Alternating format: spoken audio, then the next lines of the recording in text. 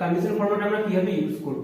Conditional ফরম্যাটের কাজটা কি, যে কন্ডিশনাল ফরম্যাটের কাজ হচ্ছে আমরা কোনো ডেটাকে পার্টিকুলার কোনো কন্ডিশন দিয়ে তাকে আমরা কালার করতে পারি, এবং কালার করলে আমরা খুব সহজে সেটাকে আইডেন্টিফাই করতে পারবো। যেমন আমার কাছে একটা টেবিল আছে, এই টেবিলে আমার কাছে কিছু নাম্বার রয়েছে, আমি চাইছি এই নাম্বারগুলোর মধ্যে যেইগুলো 70-এর ওপরে সেইগুলো একটা আলাদা কালার করতে।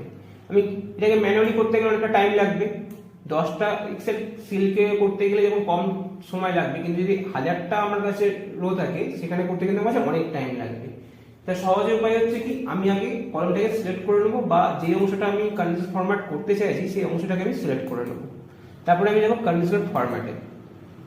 এখানে আমি দেখতে পাচ্ছ হাইলাইট সেল রুলস রয়েছে, এখানে আমি গ্রেটার দ্যান এটাকে সিলেক্ট করব।